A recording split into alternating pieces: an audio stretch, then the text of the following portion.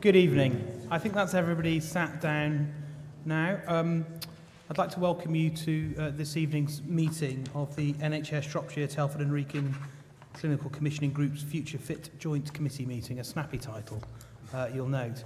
A couple of things I'd like to say about the meeting before we do some introductions and make sure we all know who each other are. So some important domestics, which is there's no fire alarm due this evening, so if a fire alarm does sound, it's real. And I think there are fire exits to your right and left and also behind you. And there are a number of stewards from the college who will show you the way out. The place to assemble is on the main car park where you parked earlier this evening. There are some loos which are back out the way you came, and again, colleagues will show you the way there if you need. And I think there's some water at the back if you get a bit hot.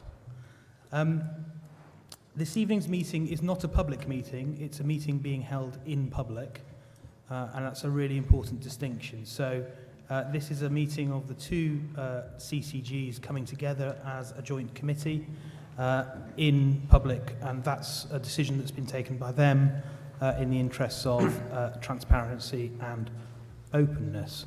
The committee comprises 6 members from each of the two CCGs, plus a number of partners who are here, as well as 3 independent members, 2 of whom are clinical colleagues and myself as an independent chair.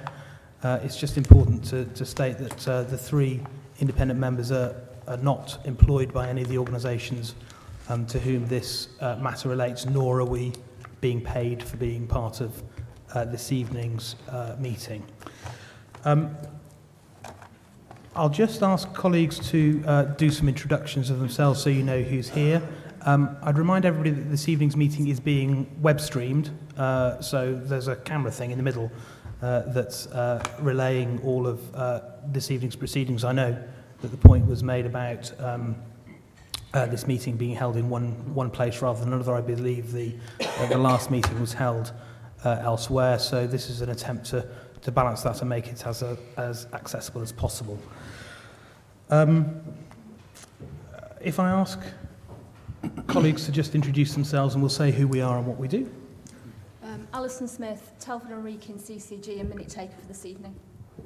William Haddon, lay member for Shropshire CCG. Dr. Steve James, GP board member, Shropshire CCG. Keith Timmis, lay member, Shropshire CCG. Hayley Thomas, Director of Planning and Performance, Power Stitching Health Board. Christine Morris, Telford and Wrekin CCG. Jo Leahy, Telford and Wrekin CCG. Michael Innes, Telford and Wrekin GP and co-opted member for this committee. I'm Jack Kyra, independent clinician with Queen Elizabeth in Birmingham. Hello, I'm Simon Freeman. I'm the accountable officer for Shropshire CCG.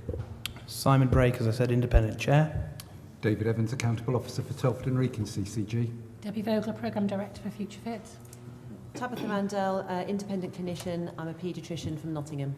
Neil Maybury, the lay member for PPI for Telford and Wrekin. Caroline Fenton-West, clinical board member for Telford and Wrekin. Jeff Braden, lay member, Telford and Wrekin. Dr. Julian Povey, chair of Shropshire CCG. I'm Claire Skidmore, I'm chief finance officer for Shropshire CCG. Dr. Ed Rysdale, secretary care consultant for Shropshire CCG.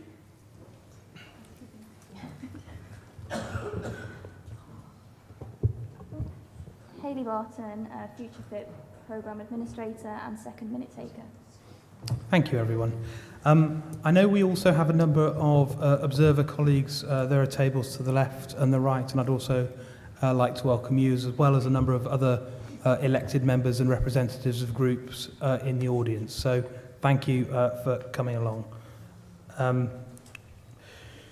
In terms of the way I'm going to try and conduct this evening's meeting, there's a couple of things that I'd just like to set out as principles. There's a code of conduct that was attached to the terms of reference, which we'll address in a minute, which is, lays out how we've all agreed to conduct the meeting. However, I think this evening should be an opportunity for the kind of robust and frank exchange of views and questions, but it needs to be respectful and effective, and it needs to allow us to make the decisions and consider the issues that we have to consider. We have a significant piece of business to consider here this evening. If we're unable to do that in a meaningful way because of interruptions or interjections from members of the public, we'll need to pause and reconvene the meeting without members of the public. If that occurs, we'll continue to web stream the meeting, and press colleagues will also be allowed to remain in, but that will be necessary if it happens. Obviously, I hope that it doesn't get to that point, because there's been a very clear request from CCG and other colleagues that this meeting does be held in public and is as transparent as possible. In terms of the way the meeting's going to flow, we've got a number of kind of administrative items to get through. We'll then have a presentation from the Programme Board SROs, Senior Responsible Officers, about the findings of the Programme Board and the conclusions that it came to. There'll then be an opportunity for a discussion by board members about those conclusions. We'll then have an opportunity for questions and observations and points to be made by observer colleagues, as well as by members of the public. We'll probably have about half an hour or 40 minutes, depending on how we're going. We'll try and get through as much as we can. I suspect that probably won't be quite enough time for everybody to say everything they want, so I'll need to ask people to spend no more than a minute or so on their question and point, so that we have time for people to respond to that and get through a good number of questions. Then there will be a final discussion by board members and a summing up by the SROs, and a decision then about which option to take forward as the option for consultation. And then there'll be some closing remarks, and then we'll be done. The meeting's scheduled to be finished by 8 o'clock. I hope that will happen. It may run a little bit over, but hopefully not very much. Okay. So now I'm going to kind of move into the ordinary bit of the meeting, and it's going to feel like I'm not talking to you, so apologies. And I'll be working with my colleagues here as a board meeting, so you'll be observing us working as a board meeting. Okay. I've received a number of apologies and substitutions, which means that each CCG is represented by its 6 colleagues. I think that's correct. That's the case. So we have a quorum and are there. I received a number of declarations of interest, which will be published as part of the minutes. Are there any additional declarations of interest that people have to raise or declare? Not already received? No? Okay, thank you. We have a set of terms of reference which were submitted and circulated, which I believe you've all had time to consider, which is enclosure 1.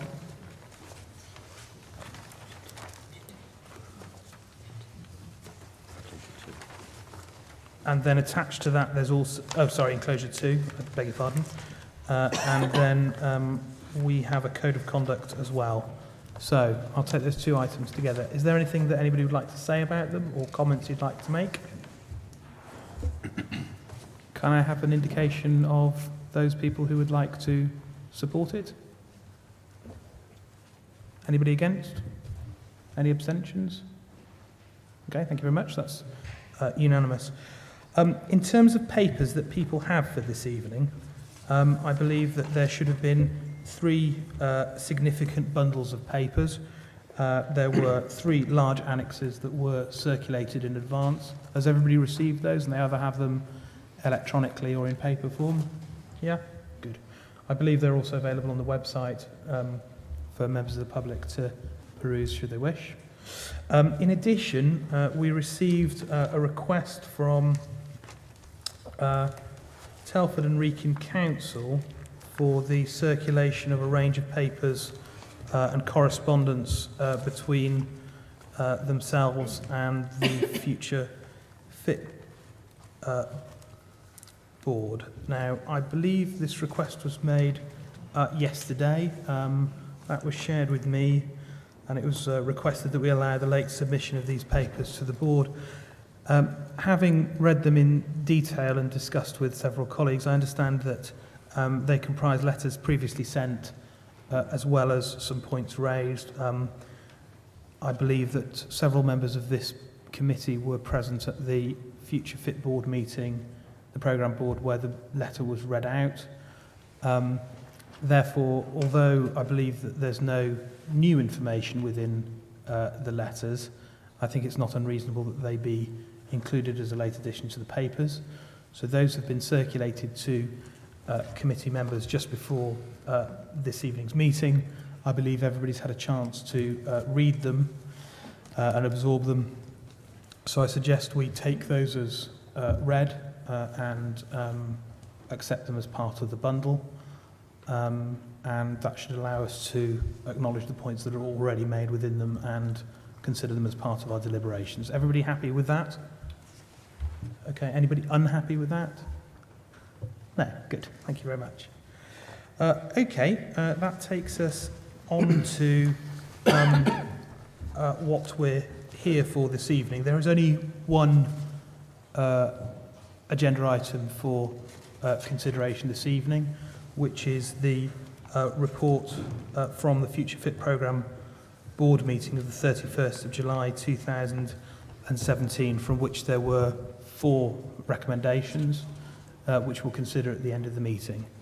I believe that the SROs have prepared a presentation, so David Evans and Simon Freeman jointly have prepared a presentation. I believe, David, you're going to take us through this as a narrative. I am. Thank you, Simon. Thank you. I think you've got a document in front of you. I'm not going to go through the document in detail because I'm assuming that joint committee members have already read it.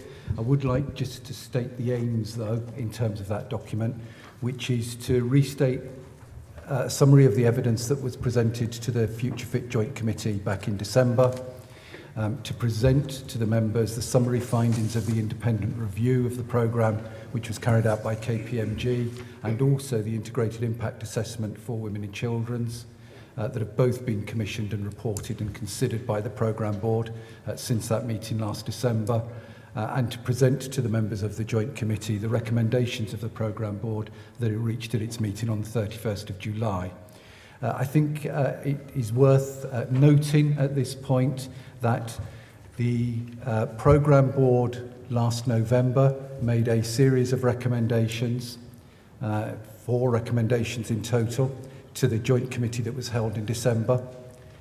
Because of concerns that were raised by some stakeholders, particularly around the way the option appraisal exercise had been carried out in September of 2016, and in light of concerns expressed regarding the potential move of women and children's services, the programme considered, and the joint committee considered, that it should be further work undertaken in terms of an independent review of that option appraisal exercise, and also an integrated impact assessment in relation to women and children's services, which has to be set in context of the original impact assessment, integrated impact assessment, that was considered as part of the process.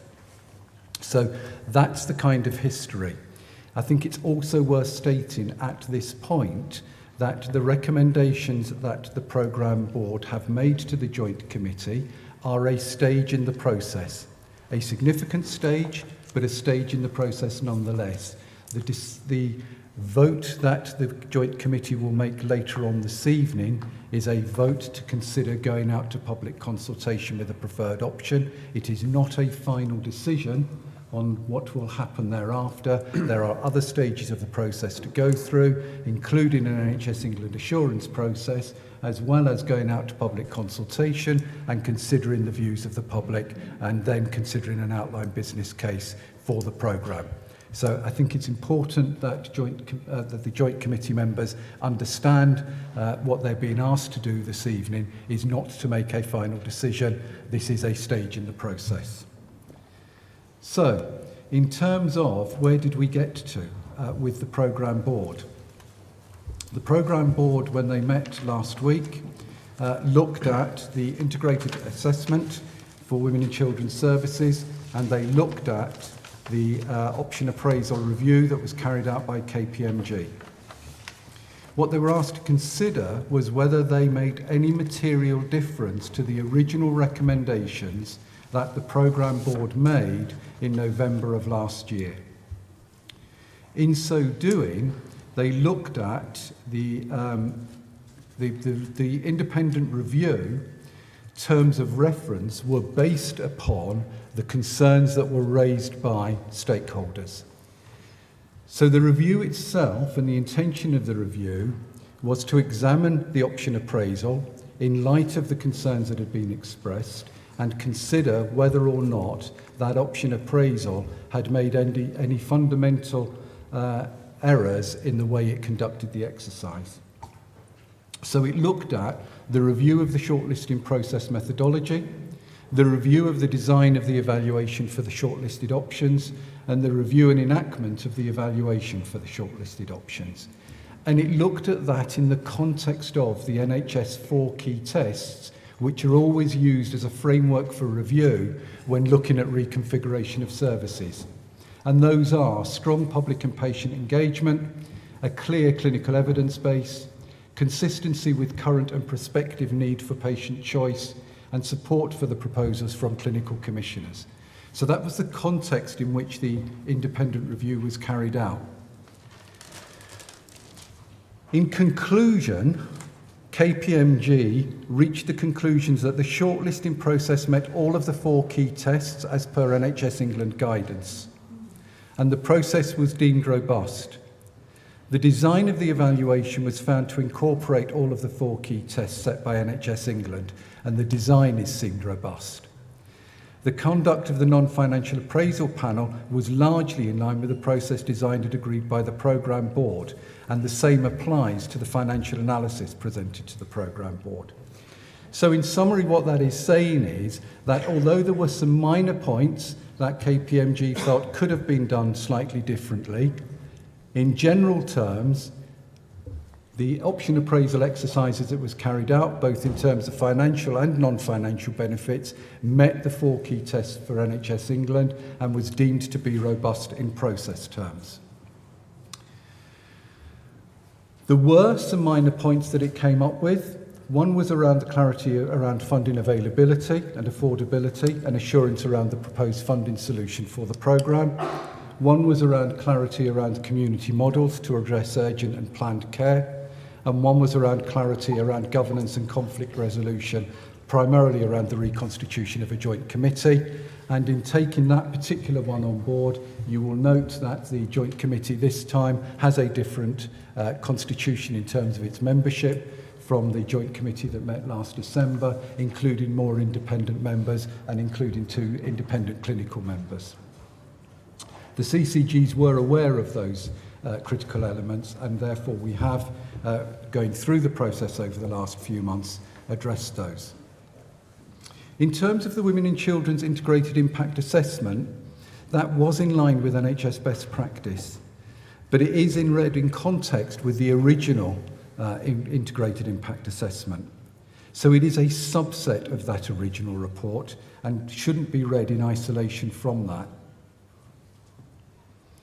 It focused around health impacts, particularly around looking at the demographics and deprivation and locality profiles, admission rates, travel and access data, maternal and infant health reports, caesarean section rates by locality and neonatal admission rates and length of stay, public health profiles, comparisons with the rest of the West Midlands, and also around commissioning for value packs.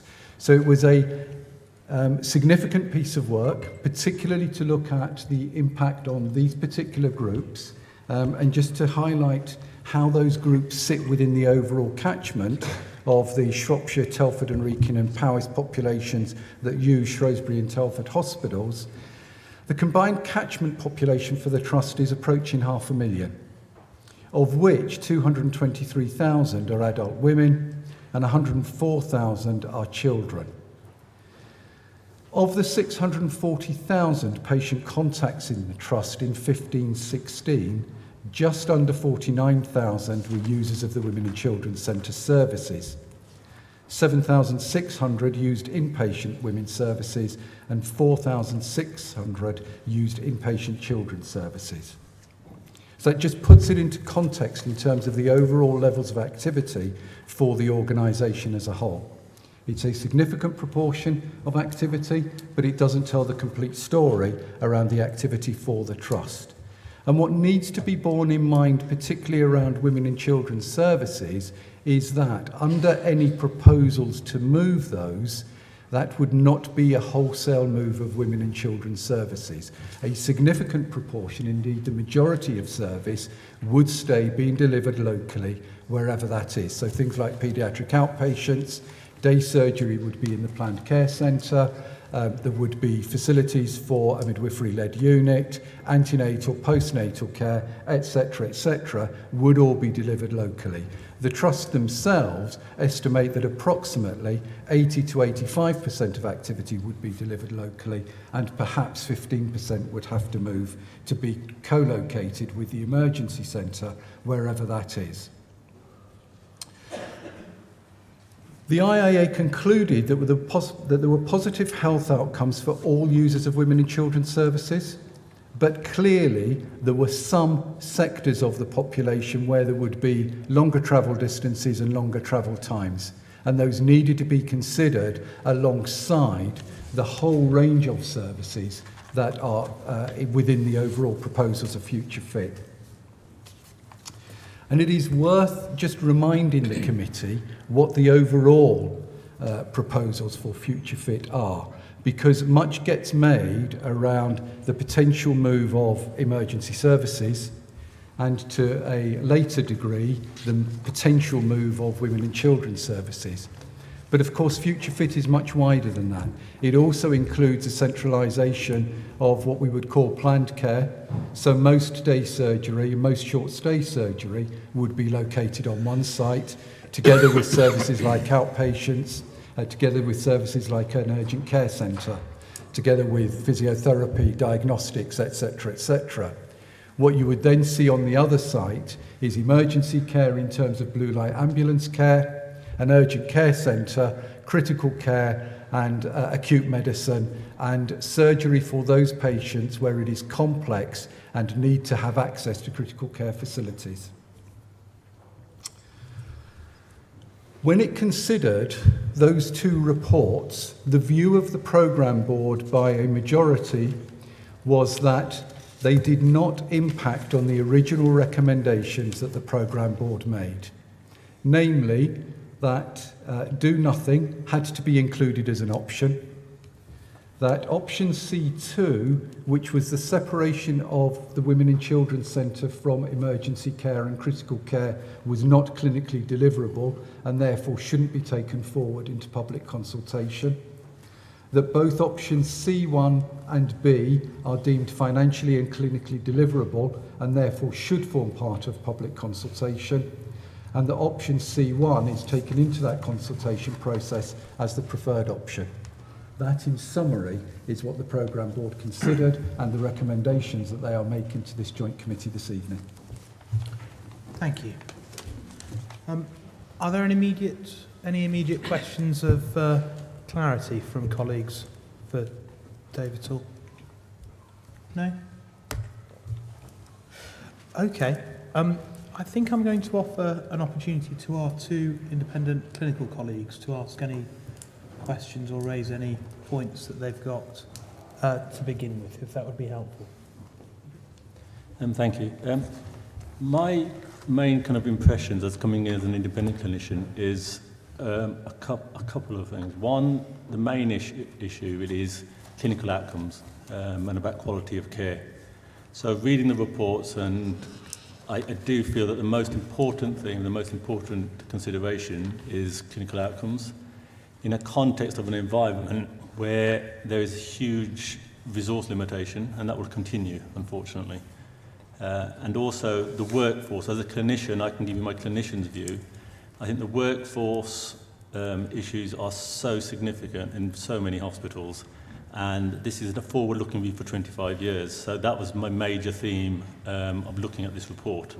The other issue is impact on the second issue, which is about the rapidity of getting this process done with due process, but done effectively and quickly, because I think my concern is that this process has to be done because these are issues that are going to impact on patient care now, and in the next few months to years. I think this is really important that this process is done and a decision is made.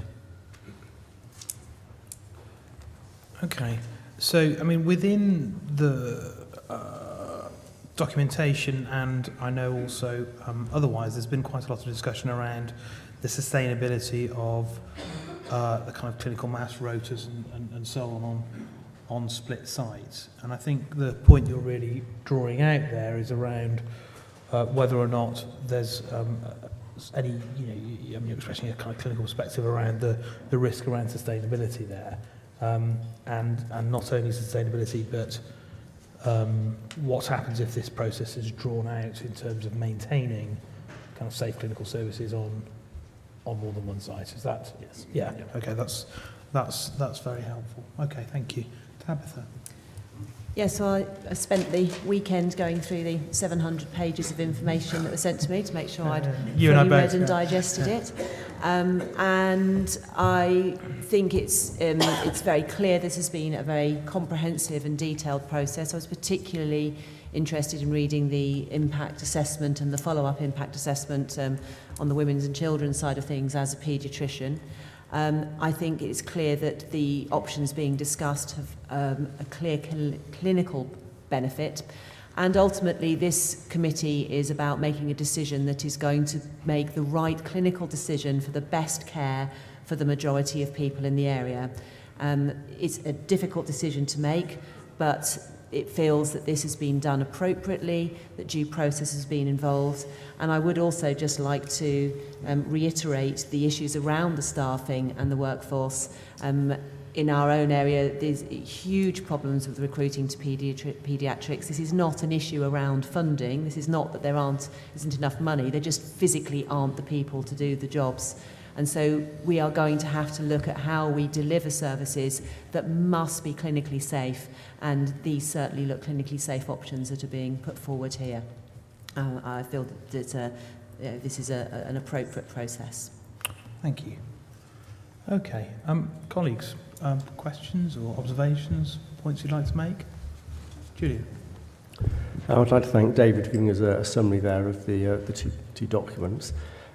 I've got to admit that I was frustrated in December when deadlock was reached at the last joint committee, and was frustrated that the local health economy had to spend further money on the independent review. But in fact, in retrospect, that was probably wrong. I think it's a very strong document that shows that the process we've designed has been robust, that it's met the process that it was agreed throughout its design by the programme board, and the option appraisal was done twice, and this is the second joint committee. I think that the report also highlighted the fifth test, which is a new test around beds and reducing bed numbers and making sure capacity elsewhere in the system. And also highlighted what which we know very well around the finances, around the community model, and obviously around the difficulty about decision making. And I think it's good that we'll be able to reconvene the board. I think that it is about considering what's best for the majority of people. That will mean there'll be some people that in some aspects of their care will get a slightly diminished care, but overall the reports are clear that in fact the vast majority of people will benefit from the changes we're looking at. Thank you. CJ. Yeah, I just wanted to say something about emergency care, because it's very emotive, where A&E is always an emotive thing in any population. I just would like to remind everybody that actually it's not how far away you are from an A&E when you need urgent attention that is important. It's how long the ambulance takes to get to you and what the paramedics do to stabilise you when they get there. And that's the really important bit. So I'd urge people to remember that, because where they are is not going to change whichever option is put into place. And we're going to require our ambulance services, and that includes the Welsh Ambulance Service, to really dramatically up their game in terms of their response times?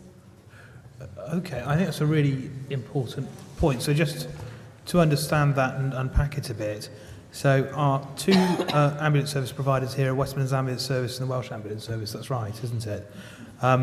So there are two issues that you've described there. So one is actually one thing which is not being proposed to change is the configuration of the ambulance service and the manner in which it responds, the level of resource it has and such. So that's, we're assuming for the purposes of this discussion that that remains as it currently is and will continue to respond in the way that it does.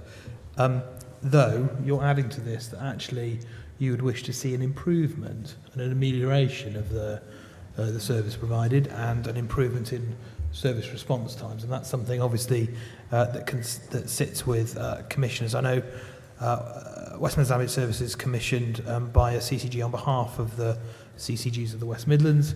I know there's an active consideration at the moment of the manner in which that's done to ensure it's sufficiently responsive to local health economy's needs.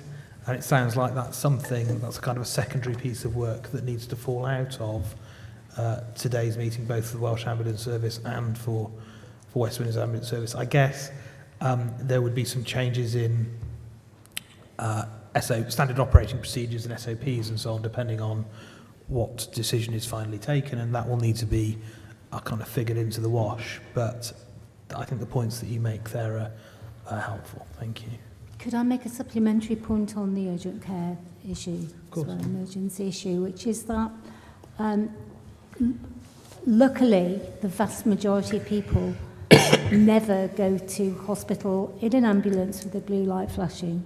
It's a very, very small percentage of people that ever happens to in their lives. And an even smaller percentage of people do that more than once in their lives. But they do actually quite frequently, many people, much larger proportion, go to hospital for planned care, for procedures and operations. I'd just like to make that point.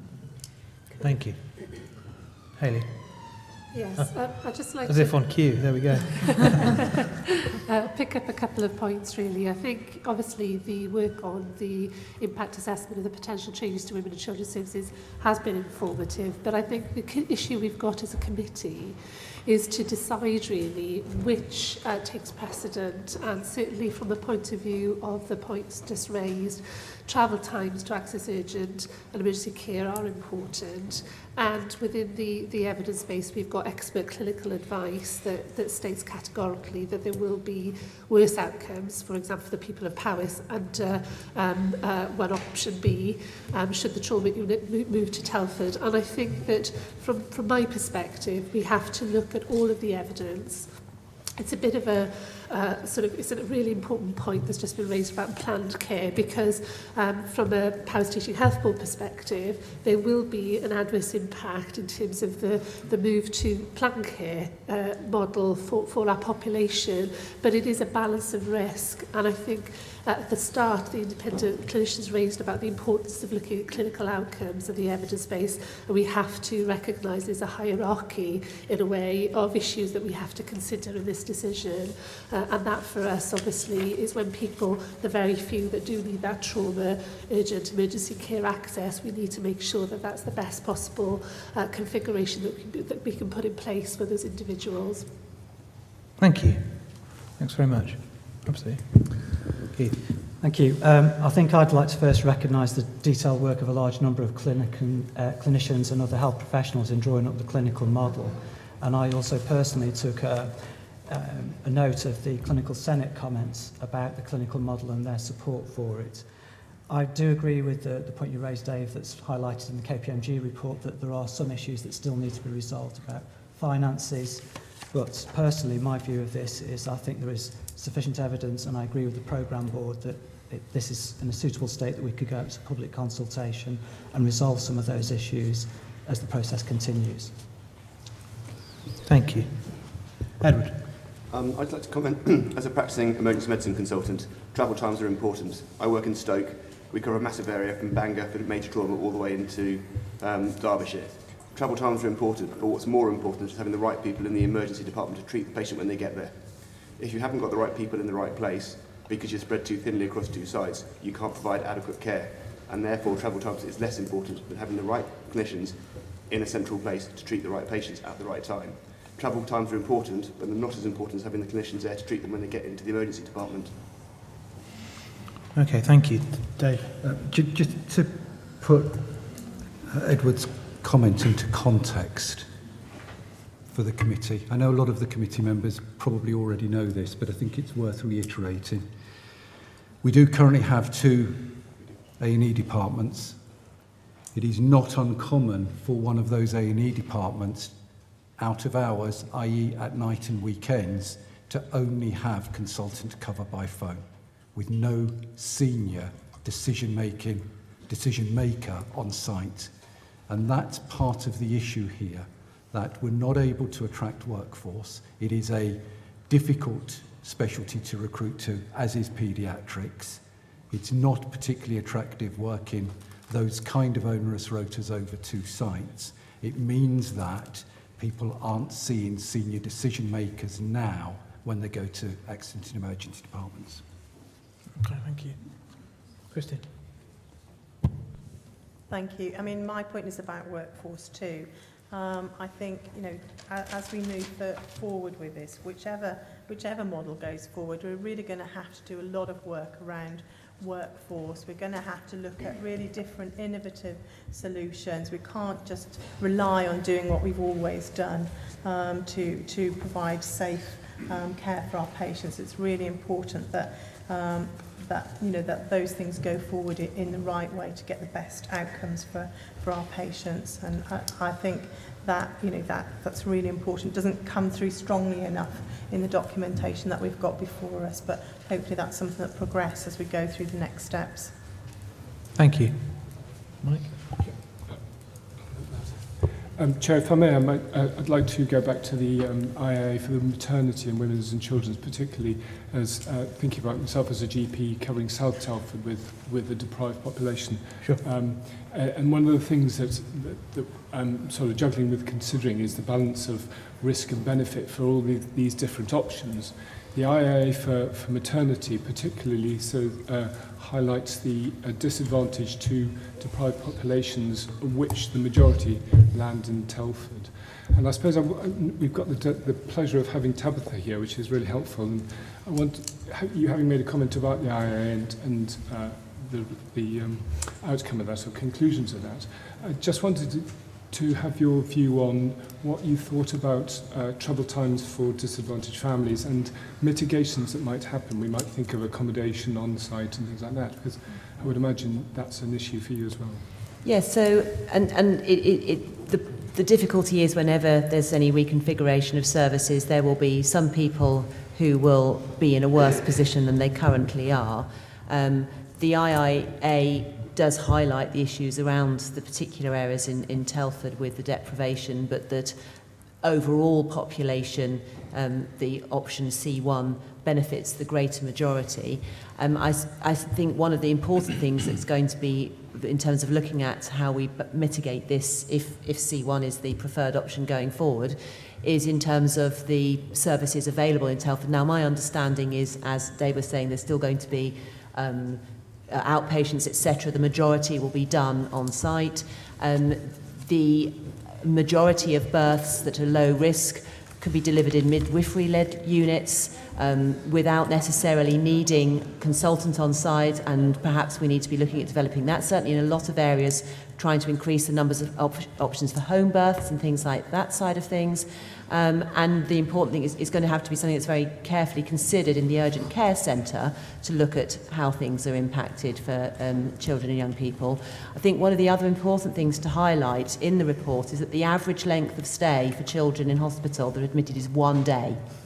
So actually, I mean, children get unwell very quickly, but equally, maybe there's perhaps a lower threshold often to maybe admit children because of concerns around it. So I think it's about ensuring that we have adequately skilled workforce wherever it is to ensure that the children are managed appropriately, looking at maybe some more innovative models at how things can be managed in the community more. a lot of children do not really need to come into hospital, and that's something, hopefully, I would hope that the new project can look at, and helping children to be cared for at home, which is always where they're best. Obviously, really sick children need admitting, but I think an awful lot of them, it would be good if we could keep them in home and work in the community. Can I get a quick supplementary? And what about accommodation? Because I think the children with parents there are going to recover quicker and really yes, need their parents. and I would presume that, I mean, all paediatric units, except that the parents, each child comes with a parent in tow, because they'll always have, the assumption is it's a two-person unit, and the expectation would be that the parent would be resident with the child whilst they were in. So a caveat would be that we had to make sure accommodation was factored. Yes, but usually if you've got a one-night stay, you just, it's a bed by the child, and the child doesn't want the mum, you know, 6 miles down a corridor or whatever. Yeah, Chair, if I could just come in with Tabitha's point there. If there's going to be an urgent care centre, it seems to me within the paediatric context that we do need a consultant paediatrician presence there to deal with that in that context. Not necessarily a consultant paediatrician, but somebody with the experience of managing children in emergency. So a GP, for example, a well-skilled GP, they are experts at managing children. The vast majority of children never see a paediatrician because the GP can sift it out. It's making sure that the people who are staffing those urgent care centres are skilled and trained in paediatrics. Thank you. Jeff? Yeah, I think the point's been well made around the issues that we've got currently with the two sites and how difficult it is for us to staff adequately and appropriately. I suppose my question is it feels almost as if there's an actual assumption that going to a single site will resolve that issue. And I suppose my question really is around what further mitigation would we need to do to, I suppose, assure us that the single site solution will provide us with a resolution in terms of the skill set. Because I think, Tabitha, you mentioned before, it isn't around the fact that there isn't adequate jobs, it's the fact that there isn't adequately trained people who want those jobs. Dave? I don't think moving to a single site necessarily resolves all of the workforce recruitment problems, but it certainly makes it easier, because what you then have is a workforce in the one area that is more attractive because of support, particularly for newly qualified staff, be those consultants or be that nursing staff or whatever. And we certainly saw that when Women in Children's Services was centralised in Telford initially, where the Trust had problems recruiting paediatricians before. It recruited them fairly quickly. So there is something about having a centralised workforce that gives the support, gives the mentorship, and is more attractive in terms of supporting mechanisms for staff to work in. But as Chris pointed out earlier, I don't think that's the only solution in terms of just being able to recruit what are fairly scarce senior staff at the moment, particularly around consultants. And I think we do need to look at the workforce model in a different way that enables us to make sure that we have suitably qualified and skilled staff at all levels to ensure that people get safe and appropriate care. Absolutely. Edward? Having spoken to colleagues in emergency medicine as well, there is no guarantee that going to a single site will solve the problem. You can't guarantee that. It will make it more attractive. One of the things that puts consultants off working in Shropshire currently is having surgery on one site and paediatrics on the other site. In terms of emergency medicine, that makes life difficult and it makes the job unattractive when there is not enough emergency consultants around and they can go to Stoke, New Cross, QE, Birmingham, where they've got everything on one site. There's no guarantee it will solve the problem, but it gives us a chance to help with the problem. So, I mean, just to bring this together, and then absolutely. So this is, I mean, it's essentially an argument that one of the advantages of a single site is bringing together staff who are currently spread across two, making jobs more attractive by being single site focused and less kind of frenetically moving across, consolidating kind of hot services onto one site, which allows kind of functional relationships between departments, makes them more attractive in terms of trainees and teaching.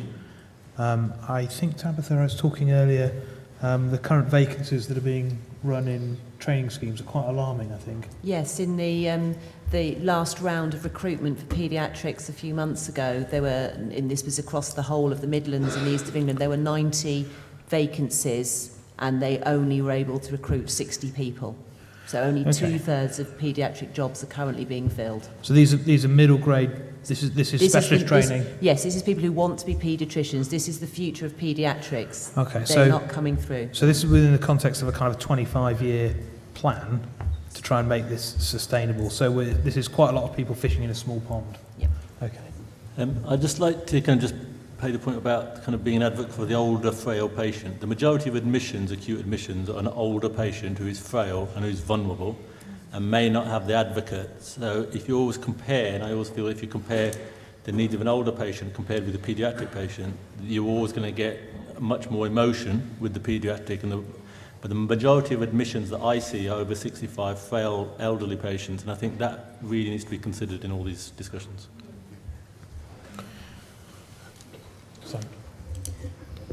I was just reflecting on various concerns being raised around impacts on elderly patients in Powys or having to travel to Telford for planned care under the preferred option, or indeed Telford mothers and children having to travel to Shrewsbury under the preferred option. It was interesting to see some of the ideas coming through for how would we mitigate that.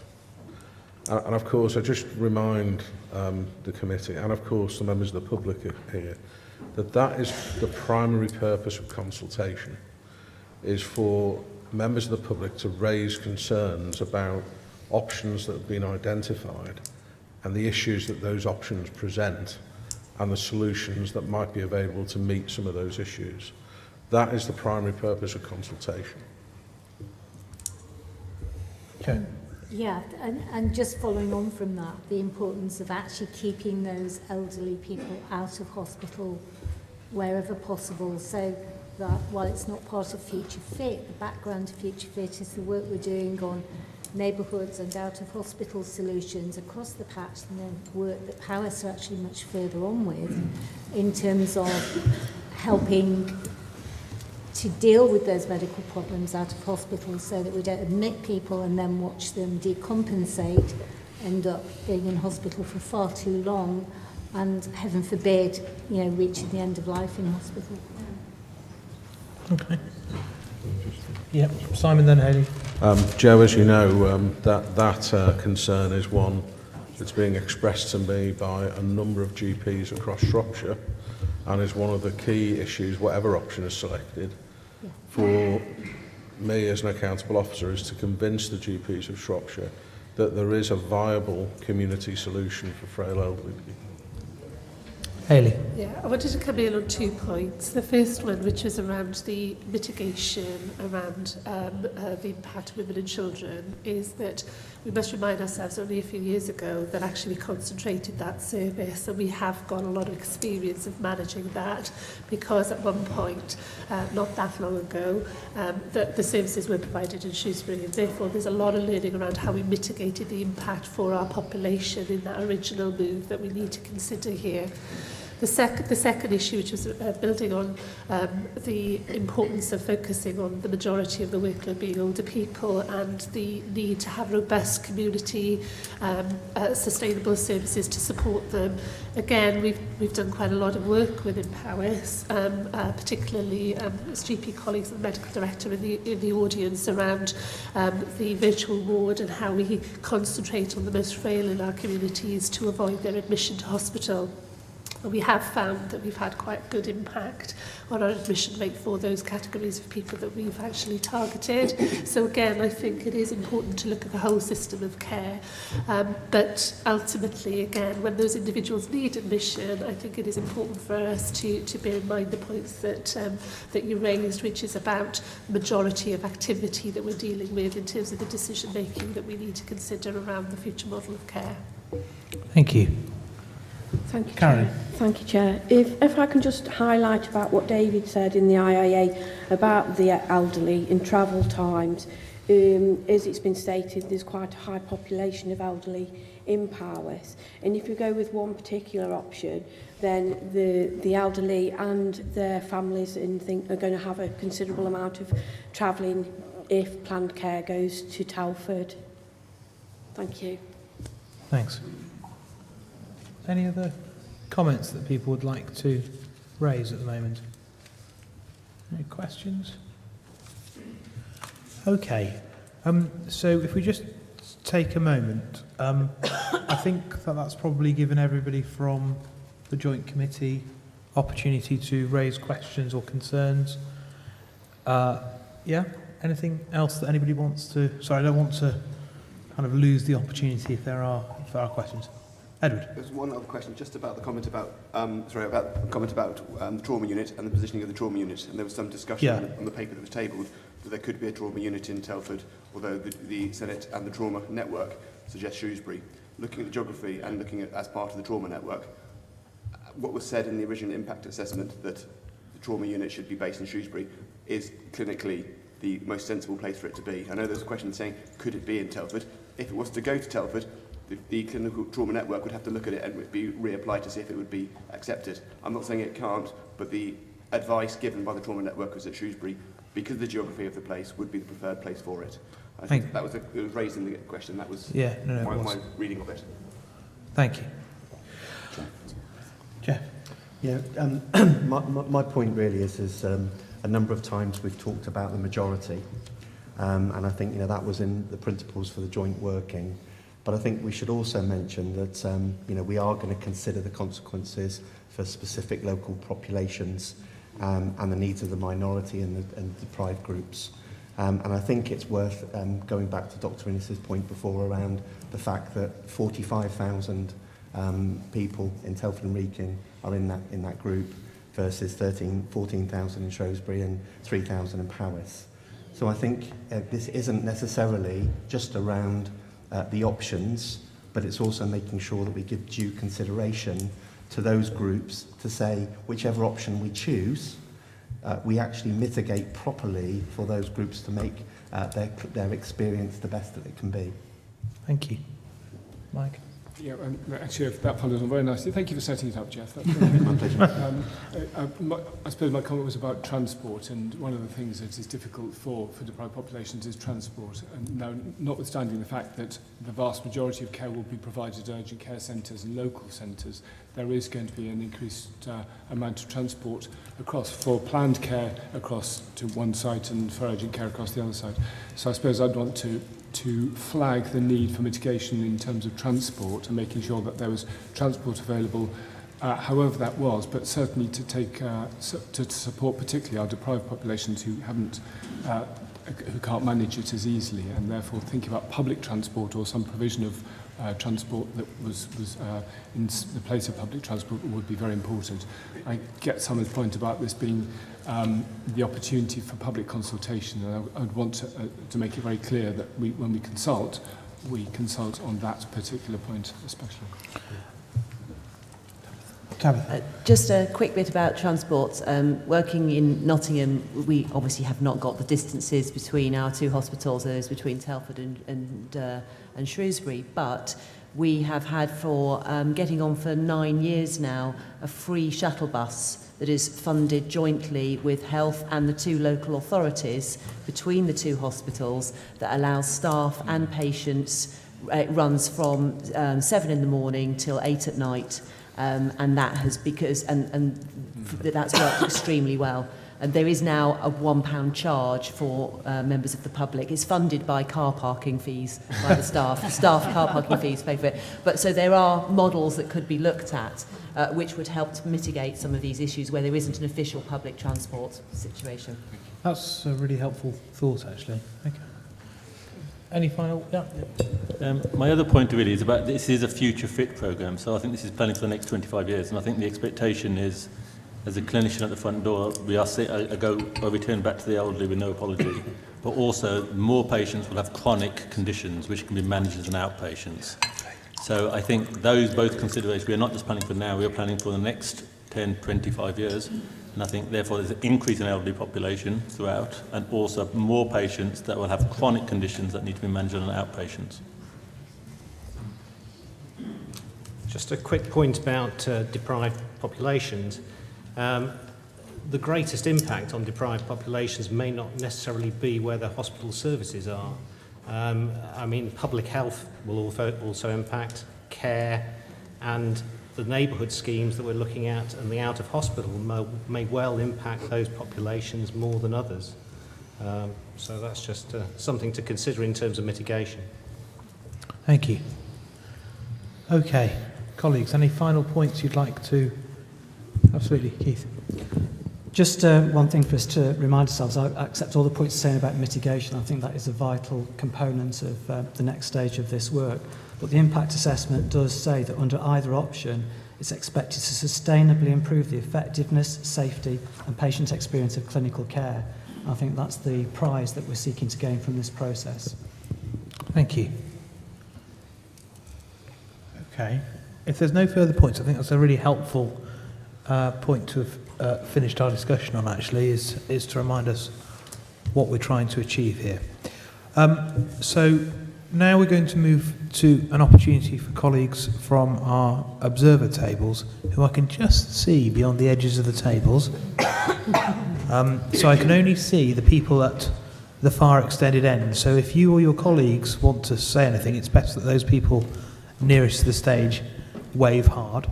I think you've got a microphone down there. So if when you speak, there are some chairs at the front of the stage there that are reserved, which might be easier if you wish. If when you speak, it would be helpful if you say who you are and who you're representing. That would be really helpful. And as I said, if you're able to keep your points to a minute or so, and then we can hopefully respond meaningfully, that would be really helpful. So, first of all, shall I start? Right. I'd like to thank the panel for allowing me the opportunity to speak. I am Councillor Arnold England, Chair of Telford and Wrekin Health and Wellbeing Board. I'm also a founder member of the Telford Hospital Action Committee that won the argument for a hospital for the borough almost 30 years ago. Since then, we have become the largest growth point in the West Midlands for housing, industrial development, as well as attracting the Ministry of Defence site to site its national logistics base in Telford. So my starting point is that Future Fit must be future-proofed, not just dealing with the issues of today, but planning for hospital services to cater for the future city of Telford. Now, after around 4 years and £3 million, you are obliged to make a decision. I am sure that weighs heavily on you and the 3 new independent members who we very much welcome. Facts should win the day, but I fear that tonight we are in danger of ploughing ahead with a decision based not on fact, but more on personal preferences, giving the perception of bias, however well-intentioned this may be. Perhaps the best way to reach a decision would have been to toss a coin, but the evidence you have before you is what I believe to be a weighted coin. Telford and Wrekin Council has time and again flagged up what we believe are such fundamental errors in the way the Future Fit appraisal process has been run. However, these issues have and continue to be ignored, I can only assume because they are uncomfortable facts. If you choose to go ahead with the recommendation C1 tonight, you must be absolutely certain of your facts and be able to say to the public why you made this decision. We expected the appraisal panel to use the objective evidence before them. Much can be said about the accessibility and quality criteria, the ability to get to trauma unit status or not, or the 25-second difference in average travel times for emergencies between the two centres, but let's look at the most simple and straightforward of facts the appraisal panel used: deliverability and workforce. These are the facts. It will cost less to develop the plan at PRH, around £60 million less, I understand. PRH is the better site to attract people to come and work at. PRH is, according to Future Fit's own survey, the site favoured by the public as more desirable, and PRH has the £28 million women and children's unit on site. But the panel has discounted this evidence and scored RSH more highly. Why? The answer can only be because the non-financial appraisal panel's views are based not on evidence, but personal preferences, which inevitably have led to bias. Decisions based on personal preference cannot be described as factual or sound. Much has also been said about money. Your own independent report authors, KPMG, cast doubt on whether the money is even available. The independent review also highlights a lack of assurance of community health provision. Very little about that has been said tonight, and that is the major partner.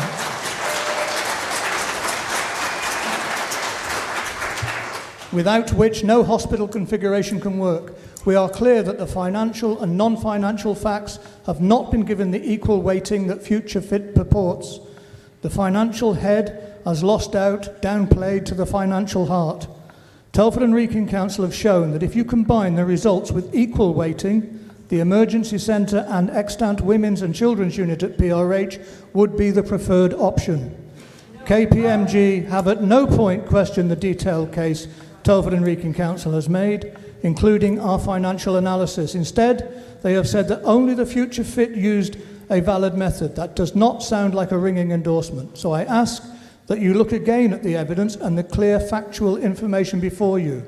You have not been given the luxury of a choice, heads or tails. You have been given a double-headed coin. Do you honestly believe that based on the hard evidence before you, that the Future Fit recommendation is the best one? If you believe it is, then why? And I would just like to add one thing. I understand that the ambulance service is looking at putting a Skype facility in its ambulances so that the people that service them can consult with consultants by Skype. We've moved on from the telephone. We're in the 21st century now. Thank you.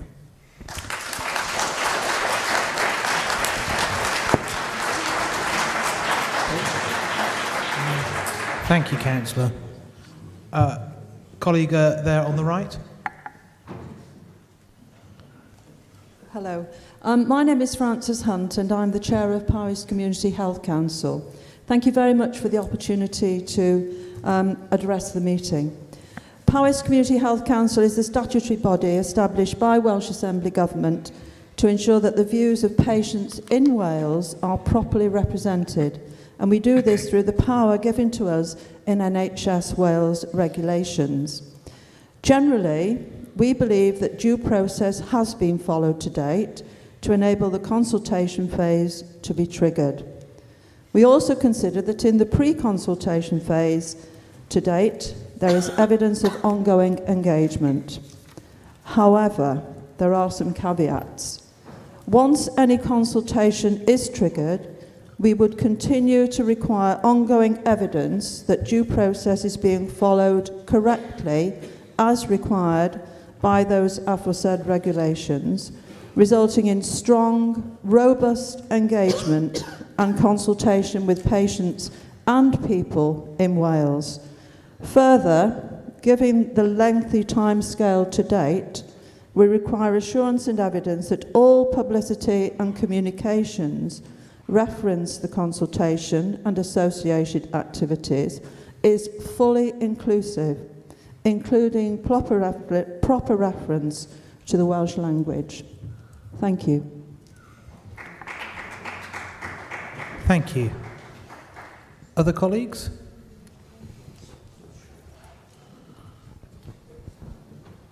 Good evening, I'm Graham Shepherd and I'm Chair of the Shropshire Patient Group, but I'm not talking in that capacity tonight. I'd like to make comments purely as a representative of patients in Shropshire. I've been actively involved in Future Fit in many areas ever since it started in 2013. What we're looking at tonight bears little resemblance to where we started, which was virtually secondary care. We were just talking about 2 hospitals, and I'm confident that it was action by patients, particularly in the rural areas, that brought the community activity into focus for the last few years in Future Fit. All that I'm looking for tonight is all the voting members to vote for the benefit of over 500,000 people in the areas covered. put aside personal issues, you will never, ever get a proposal that suits everyone. Thank you. Are there other colleagues who'd like to speak from the observer tables? I think we've got one on our right. I'm hidden round the corner, but... Hi there. My name is David Bell, and I'm from Health Watch Telford and Wrekin. Shropshire has a Health Watch, and we have one in Telford. Our job is to collect community, carer, and patient voices about what is going on in health and care. We do that through engagement activities, getting out and about, and going to care homes, hospital wards, and other NHS facilities. This has been a long and tortuous process, following the call to action at the Telford International Centre 4 years ago. The sad fact is that the public has lost confidence in the process and is very confused about it.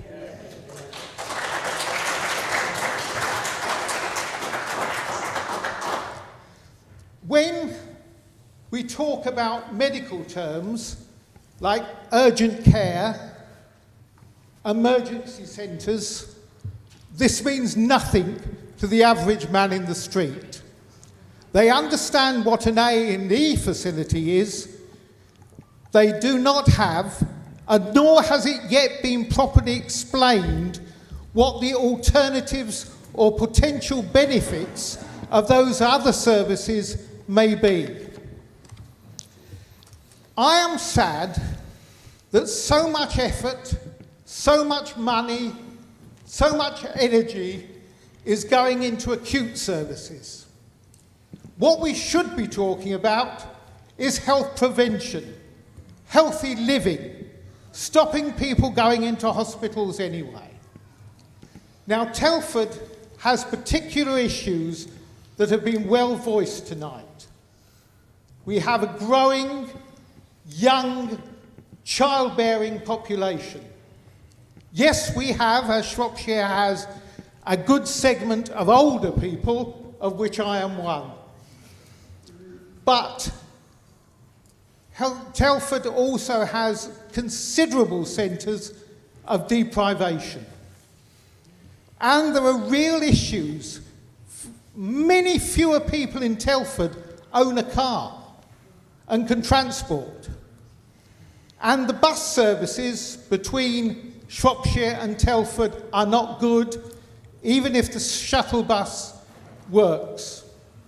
My final plea is that if we are to have consultation, those of us who are used to working with the patient voice help to frame it, help to deliver it, so it is, as my colleague from Powys said, robust, effective, and provides the evidence of what the people really want. Thank you. Thank you very much. Are there any further colleagues from the observer tables who have something to say? So just before I come to the floor, and members of the public and other colleagues, just check with the observer tables if there's anybody else who has anything they'd like to add. Okay. I think there are several elected members amongst the audience who have specifically asked to speak. So I'd like to make sure that they get an opportunity, as well as members of the public. So we've got probably about 20 minutes or half an hour now. So if I could ask people to keep to a minute or so when they speak. So if we start off with the gentleman in the check shirt in the third row there.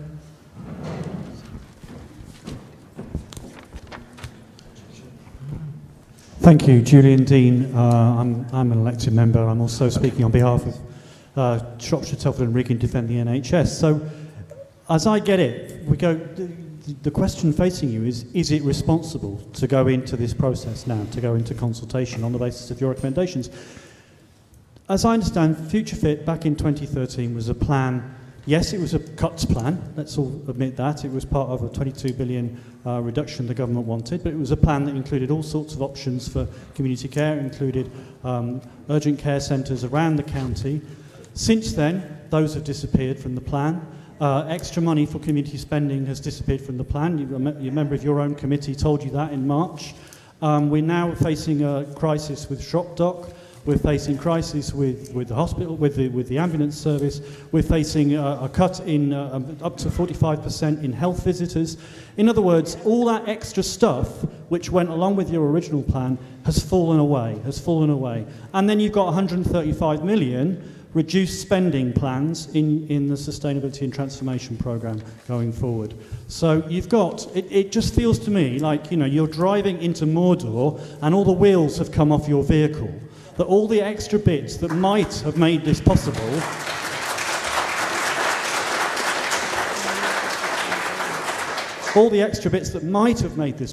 are simply not there anymore. And you've left, unfortunately, a situation where people from the floor and elsewhere are fighting over the scraps, are fighting over whether it should be Telford or Wrekin or it should be Shrewsbury. It should, of course, be both. And this...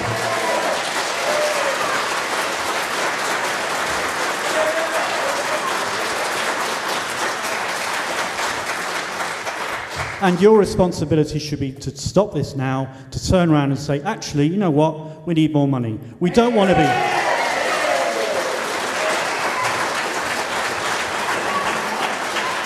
Thank you. We do not want to be 8th from the bottom of the league table when we have elderly people in Shropshire. We're not average in age. We have people in deprived areas in Telford. We're in a ridiculous situation. It isn't fair. You need to go back and you need to be fighting for money and you need to get our MPs to do the same thing. Thank you.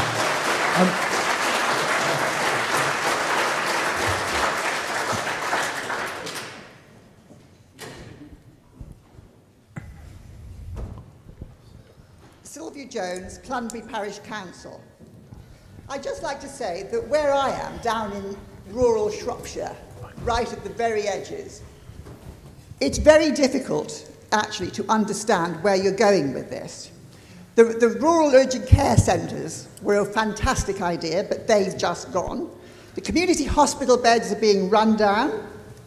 The MLUs, which would be wonderful if we had them, but of course most of them have now closed for up to 6 months.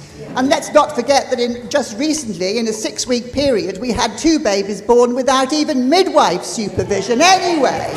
So the MIUs are also going to be cut back. They're, if not abandoned altogether. Shropshire, as we've heard, is under threat, and that's because of underfunding. It's a brilliant, award-winning service, but it's that you're not funding it properly, and their support for community hospitals has just been withdrawn. So it's a really difficult position to be in. Ambulance times are very, very poor. A couple of weeks ago, a young man on a motorcycle with head injuries lay in the road for 2 hours before he was taken away. We have very little public transport, practically none, very poor broadband. We can't get domiciliary care in outlying areas, in remote areas.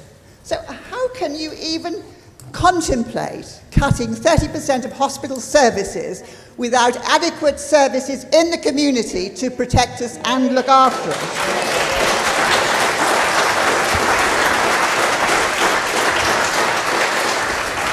And I noticed that KPMG, and it's not often I agree with them, quite rightly called for the case around alternative community provision to be demonstrated in greater detail before public consultation. Thank you.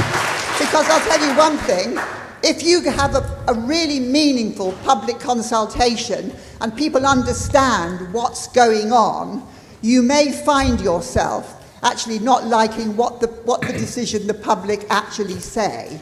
And I would, again, not usually quote our esteemed Prime Minister, but I would say, remember, that no decision may be better than a bad decision. Thank you. There's a gentleman here on the second row, and then there was a lady on the front row in a green frock. There. Thank you, Chair. I'm sorry, I'm ill. Michael Green from Clun in South Shropshire. My question concerns none of the finely balanced analyses and closely argued proposals that you might have been going through. Rather, it looks at the reality behind this long drawn-out charade, or should I say farce. I'm reminded of the Emperor's New Clothes. Are not the current and increasingly vicious cuts to the NHS funding which have driven Future Fit a barely disguised attempt by the government, despite its claim of safe in our hands, to undermine and destroy the NHS and deliver it up to the private sector?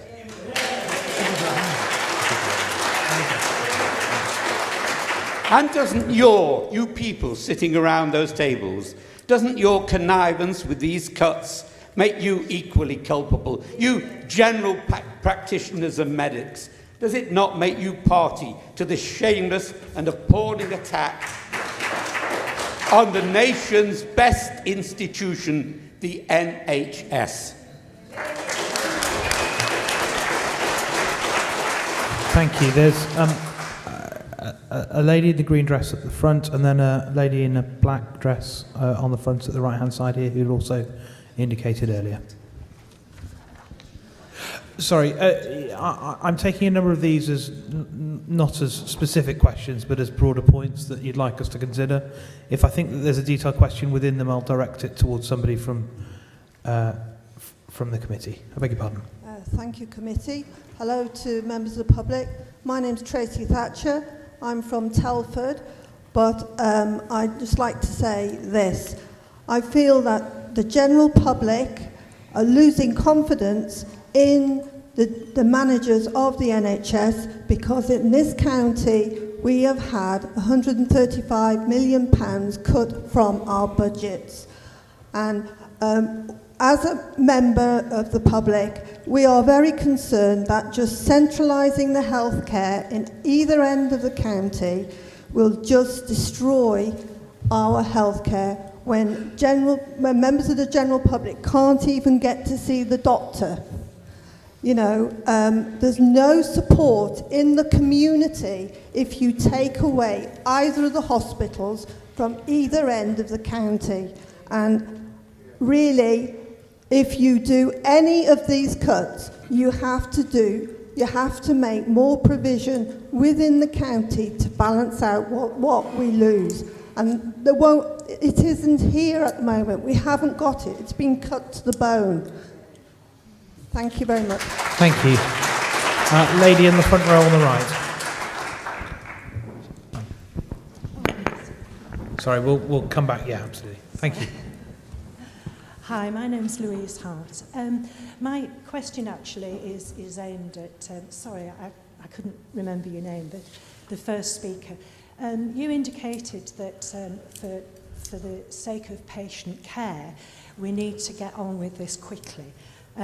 It's not clear to me why we need to get on with it quickly. And also the implication is that not getting on with it quickly is going to have some effect on patient care. And if I could just squeeze in one more comment, please. The lady, again, I can't remember your name, who used the analogy of the blue light scenario not being a very frequent one.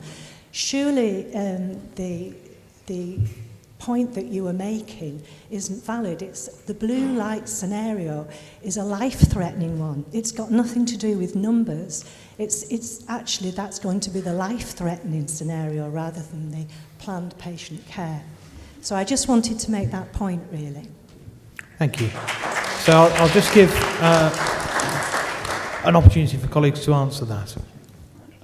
Yeah. From my point of view, what I meant for my comment really was the main difficulty I see as a clinician is increasing workload with reduced kind of resources.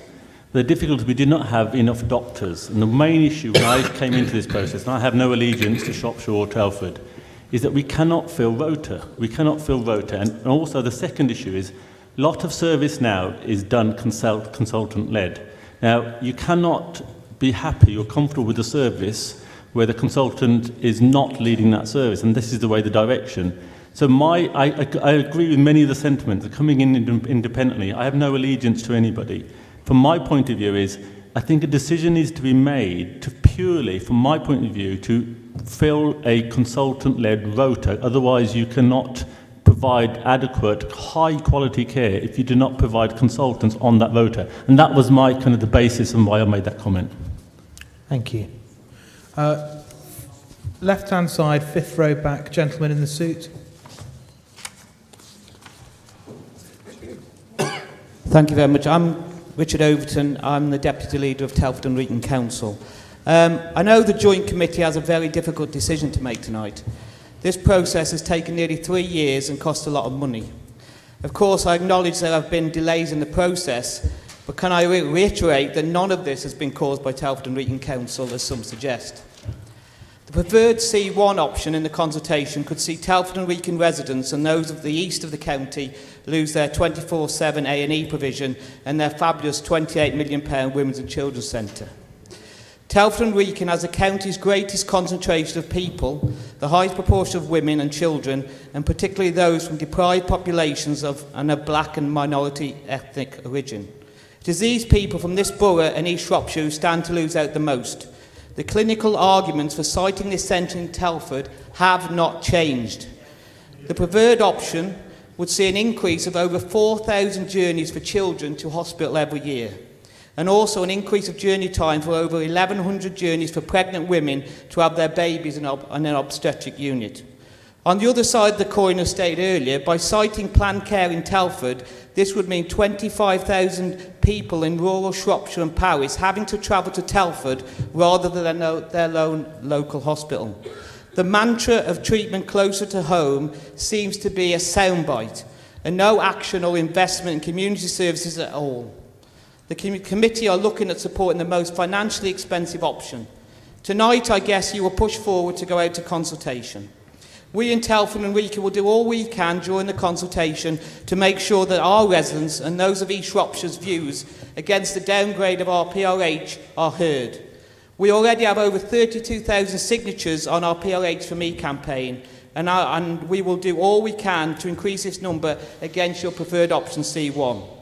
We all know developing the PRH would take less time and cost less, and that surely means the arguments for a quicker solution to enable recruitment and retention of staff should favour the PRH, as well as make more money available for community services.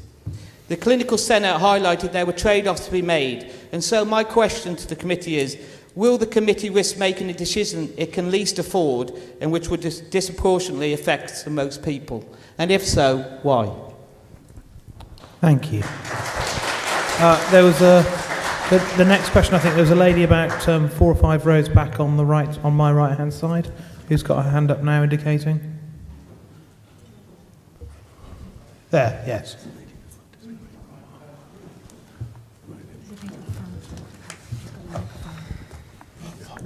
I will come back. I promise. Sorry, that's very rude. Sorry.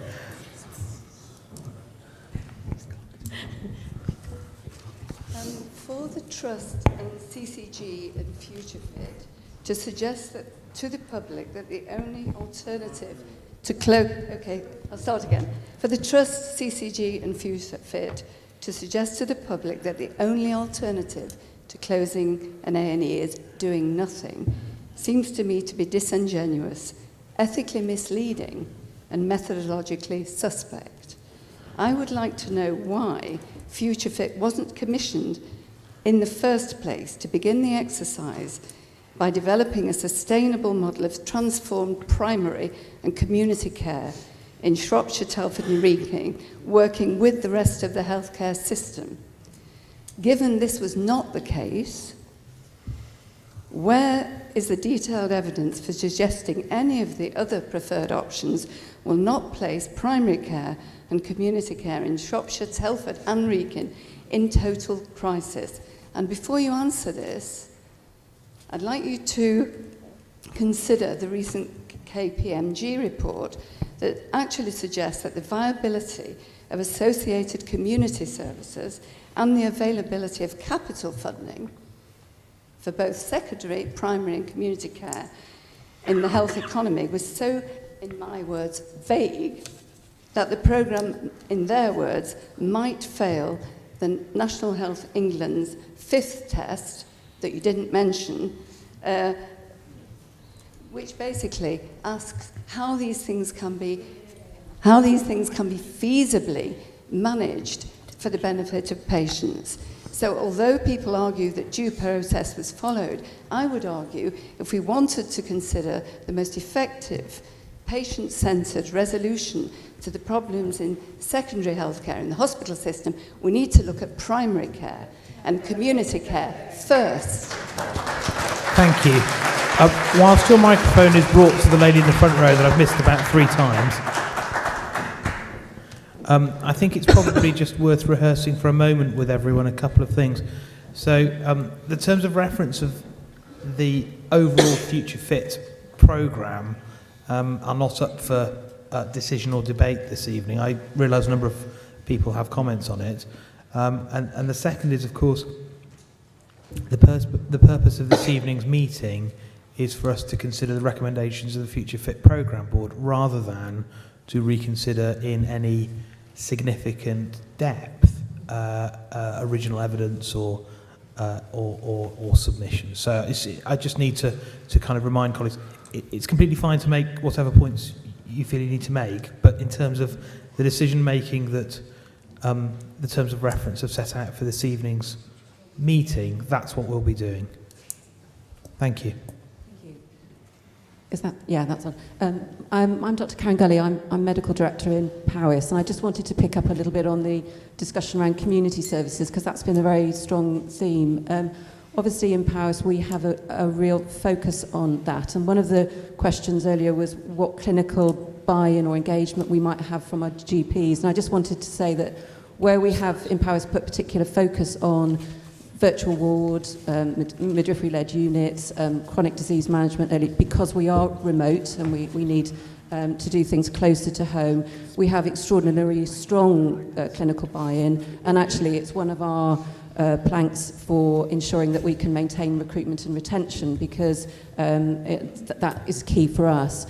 I'd have to say, though, that that model is absolutely dependent on getting a very sustainable acute and specialist service and moving to very, very clear models that we can work with. So I just wanted to really reinforce that there is very strong clinical buy-in to the model where we can deliver it. We're very happy to share that, but it can't stand alone without very, very clear access to specialist and acute services. And so that move to a decision is really, really helpful for us. Thank you. Gentleman, 3rd row back with his hand up now.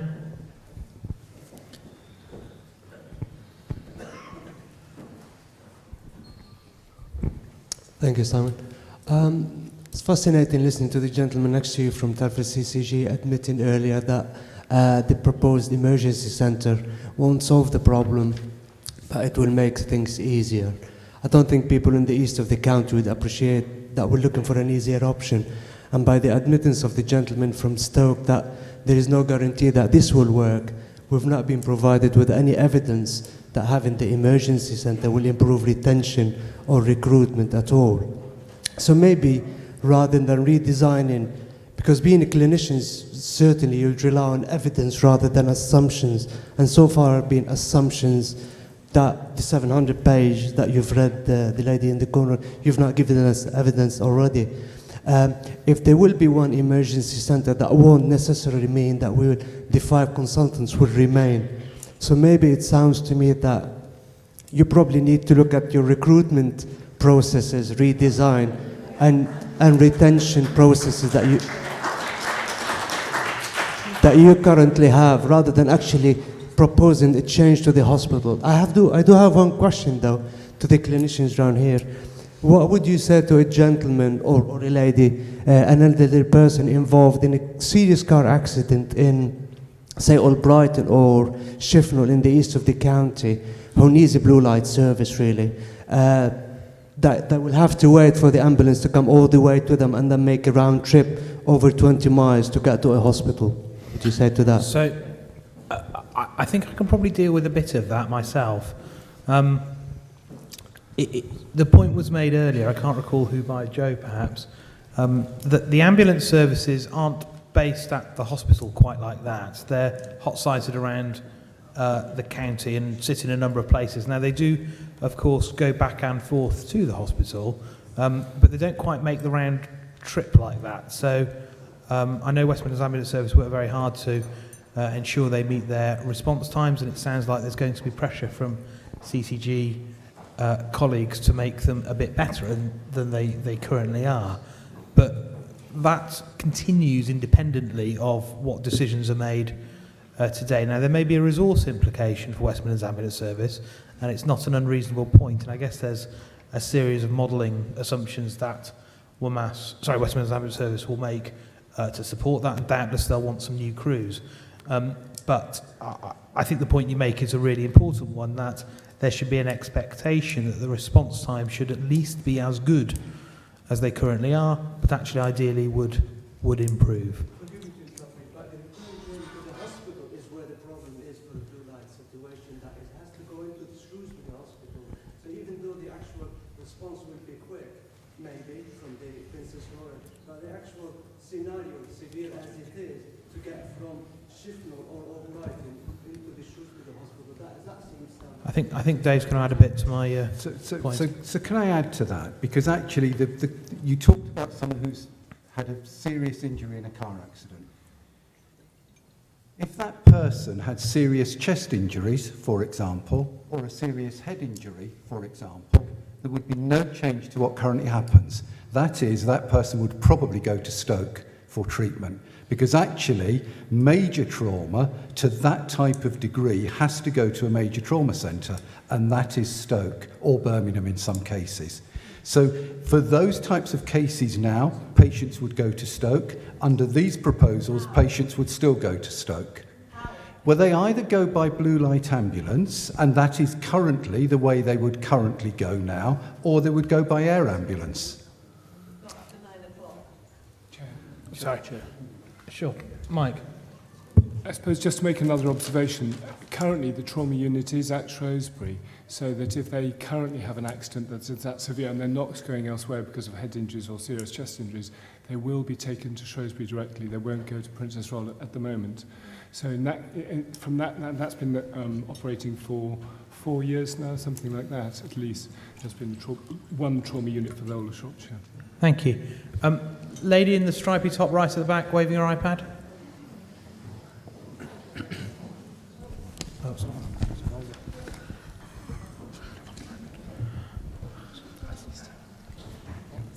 Hello, my name's Tamara Wood and I'm a resident of Telford and Wrekin.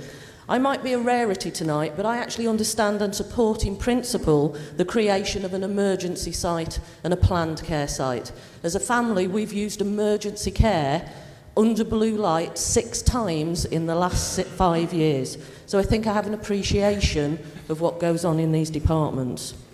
But rather than discuss the site, because I believe I will get my opportunity under the public consultation for that, what I'd like to clarify is around the new accident and urgent care centres. Whether they're on the planned site or the emergency site, will they be, as a minimum, doctor-led? Will they be a 24/7 operation? And will they accept ambulance and walk-ins? Because it's the accident and urgent care centres on both of the sites that are going to have the volume from Shropshire and Telford and Powys. Thank you. Thank you for that. I'm going to ask Dave to respond to that first, and then there may be several colleagues who want to step in. The staffing model has yet to be finalised, but they will be doctor-led. They will be 24-hour. And if a patient requires transport by ambulance, but it is not a life-threatening emergency, then yes, they could be transported to an urgent care centre. Okay. Dr. Rainsford?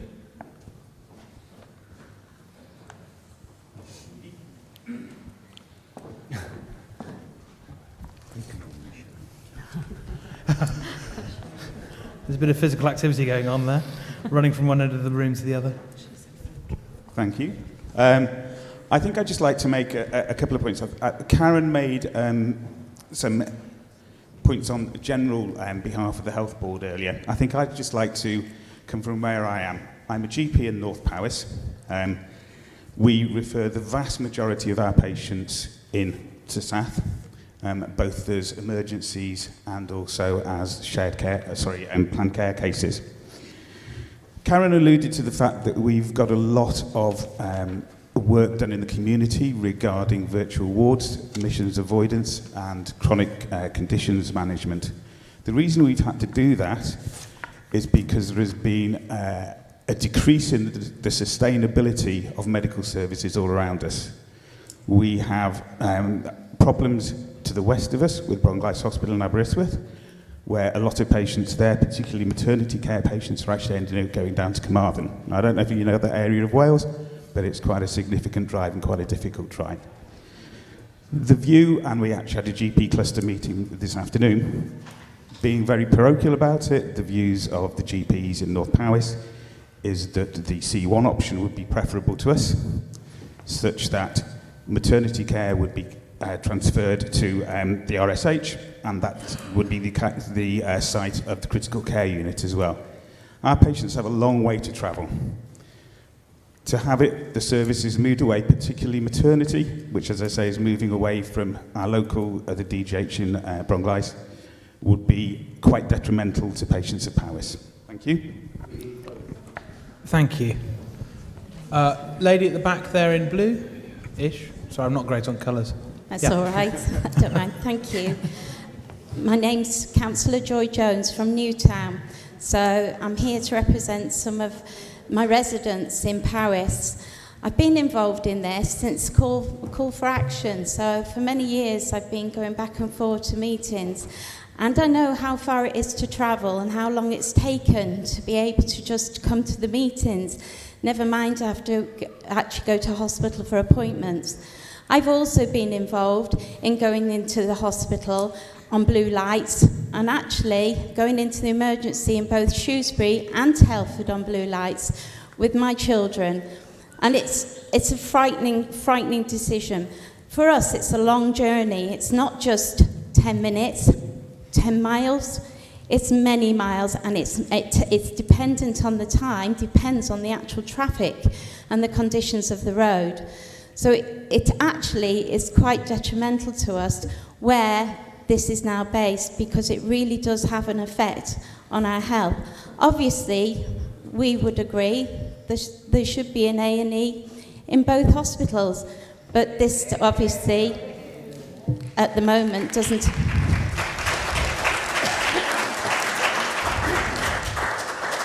At the moment, this isn't an option, but because I'm from Powys, it is really, really important. And as the doctor said from Powys, that we've got problems where we go for our health care because Bronglice is now got critical problems. There's other problems for us.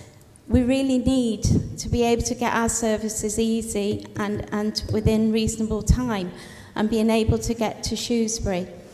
I invited the board to come to Newtown last week for a cup of tea. You did. I did. And thank you very much for getting somebody to ring me to tell me that your diaries were full. And I appreciate you letting me know, because I do understand that it's not a 5-minute journey that you could have took out of your day to pop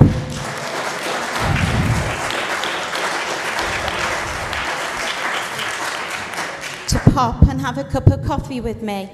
And this is how I'm trying to explain to you. It's not a 5-minute journey for us out of our day to be able to go to hospital. So this is why added journey time to an emergency, in an emergency, is a lot for us. And it's not just the patients, because I do get what you're saying about being in an ambulance and being able to get some care while you're there.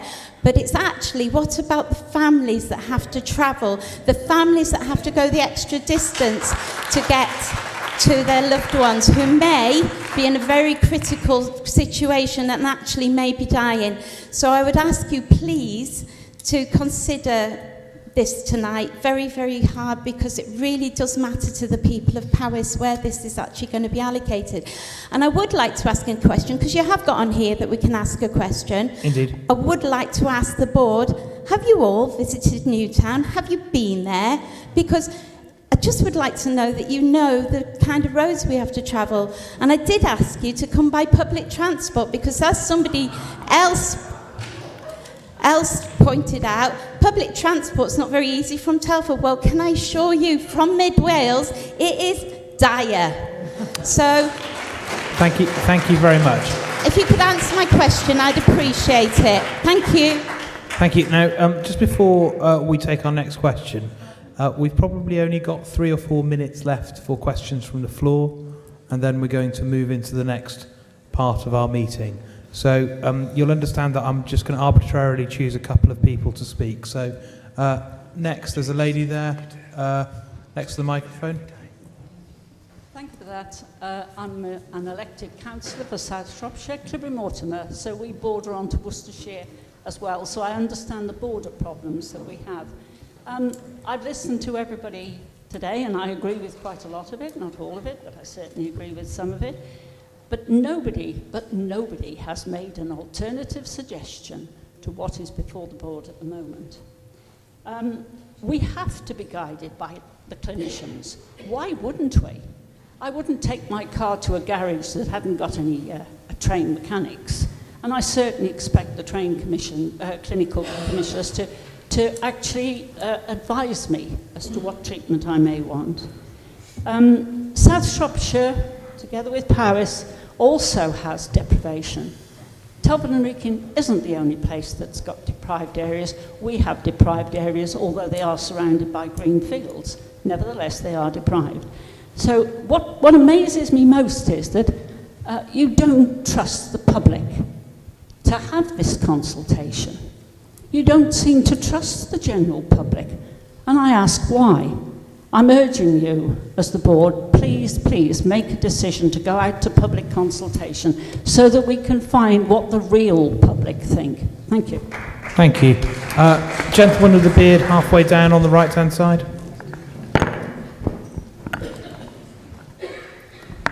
Thank you. William Edmondson, Chair of Shropshire People's Assembly Against Austerity. I'd like to echo the first speaker this afternoon, this evening, Julian Dean, about the cuts. But I have one specific question for you. There's been no mention from members of the board about the possible problems of recruitment when you are planning to cut 350 staff, nearly half of whom will be clinically trained. So it's really puzzling why we should be asked to accept your wisdom in planning medical services and stating that you're going to recruit more experts and so on and so forth, when at the same time the documentation shows that you're planning to cut. How do you square that circle, please?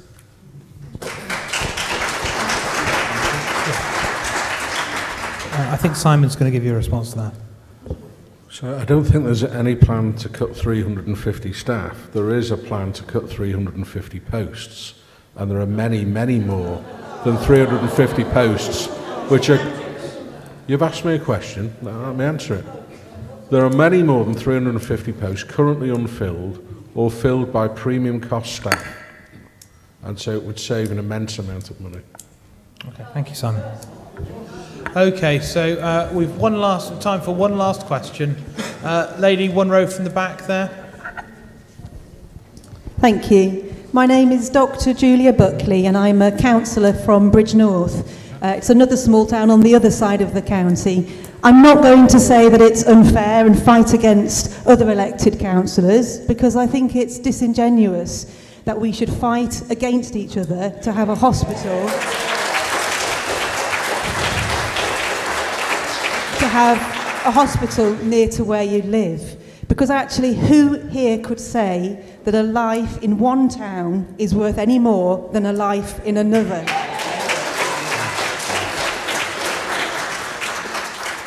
I think that everybody here, including the board, if there were enough money in your budget that you also would not choose this path.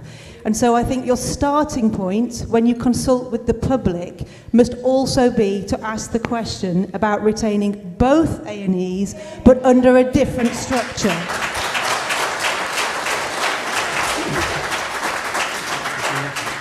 We've heard lots of detail tonight and read it in your papers of the very detailed analyses that you have done, but they seem to have been done in complete isolation. It's not just about the clinical results of the people who survive the journey to get to a hospital, but it's, as we've heard tonight, the holistic picture across the community. So some of the assumptions that you have made have not included the bigger picture.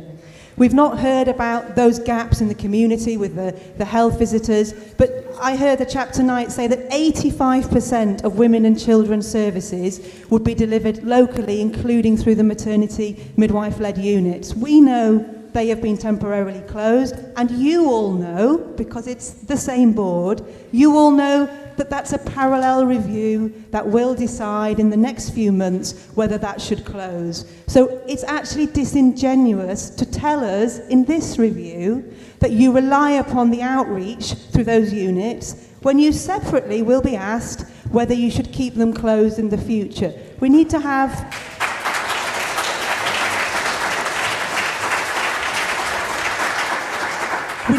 some joined-up thinking. When you are honest and transparent with the public will willingly engage with you. And the final assumption, which again you haven't mentioned tonight, but everybody here is aware, you are assuming that when you downgrade one A&E for this massive area, the 5th largest area, the most rurally dispersed area in the country, you are working on the assumption that when the second A&E is downgraded, that somehow 65% of A&E admissions will evaporate. That's not realistic. So we need to start with some realistic, honest assumptions and joining up the bigger picture that we are all well aware of, because otherwise, after you have consulted with the public and after you have reached your decision, and when you implement your new, shiny, centralised service, the health outcomes for the people in this area, whether they are better or whether they are worse, will be on your shoulders.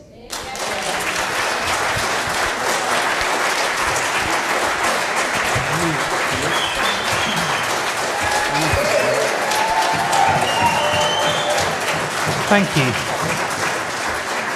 I think that's probably a useful final observation to be made for us to move into our decision-making process. And I think the point made right at the end there about this being a serious and weighty decision is correct. So I think that's useful for us all. Dave, I'm just going to ask you to give us a quick summing up, really, of what a quick summary of what we've heard, and just give everybody else a kind of a minute as you're talking to collect their thoughts. Thank you. You will have all heard the views expressed by various audience members tonight. Much has been made this evening around NHS finances. I would just like to draw the committee back to this is not about NHS finances. This is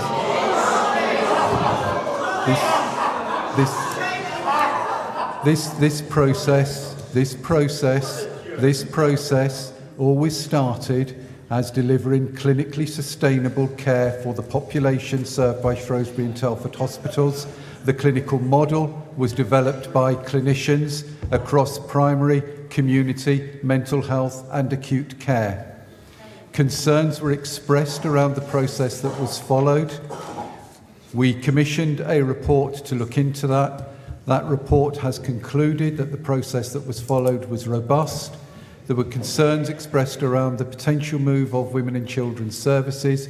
We've commissioned an integrated impact assessment around that.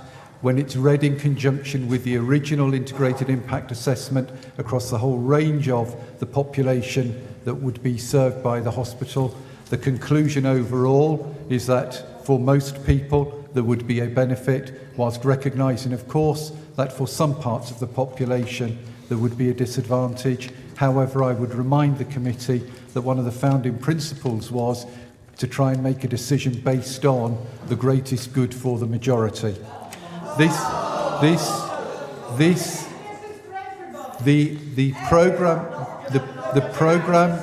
The programme board concluded that the original recommendations should be put to this committee this evening. I will reiterate what those are. That is about the do nothing option continues to be included because it has to be as part of the process, that C2 is not a clinically deliverable model and therefore should not be included on the public consultation, that options B and C1 are both clinically and financially deliverable and should be included, and that finally option C1 would go forward as the preferred option in any public consultation. Thank you, Dave. Deciding who's going to die. That's what you're deciding. Who can be sacrificed? So, It's the minority that can be sacrificed and die. It's corporate, premeditated, corporate. So, members of the public, I mean, I'll address you collectively rather than individually. I asked at the beginning that we try to have civilised and respectful conversation, and I think comments such as that for colleagues are really not helpful. So if we could try and refrain from anything further, I think I'd be very grateful. Okay? Thank you. Okay, so I take us now to agenda item 5.4, which is this is our decision-making process. So if I could ask you all to look at your papers and remind yourselves of the options as they're formally laid out. I'm going to take us through them singly, one by one. Okay? So everybody got access to the recommendations in front of them? Everybody can see those? So our first recommendation, and I'm going to ask for a show of hands by those people who have voting rights at this committee. You know who you are. There are 6 from each of the 2 CCGs, plus the 3 of us as independent members. So whilst do nothing is not, the first recommendation, and these are the recommendations of the Future Fit Board that were presented to us. Whilst do nothing is not seen as a deliverable option, it needs to remain in the business cases as the baseline. The narrative during consultation will explain why it has been discounted.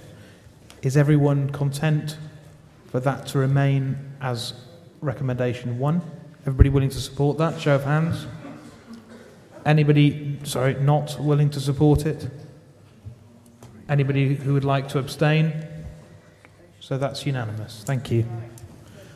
So the second recommendation is that option C2 is not clinically deliverable and is therefore not taken forward into formal public consultation as a deliverable option. Those in favour of that recommendation, please raise your hands. Those not in favour, please raise your hands. Anyone abstaining? So that is also a unanimous recommendation. The third recommendation is that both options B and C1 are deemed financially and clinically deliverable and will therefore form part of the public consultation process. Those who would like to support that recommendation, please raise your hands. Those who would wish to not support that recommendation, please raise your hands. Anyone wishing to abstain? No. So that is also a unanimously supported recommendation. The final recommendation is that option C1 is taken into the consultation process as the preferred option. Those in favour, please raise your hands. Those not in favour, please raise your hands. Those abstaining, please raise your hands. Can we just review that again, please? So those in favour, please raise your hands. Those not in favour, please raise your hands. Those abstaining, please raise your hands. So we have a unanimous support for the fourth of the recommendations, which is that option C1 is taken into the consultation process as the preferred option. Thank you.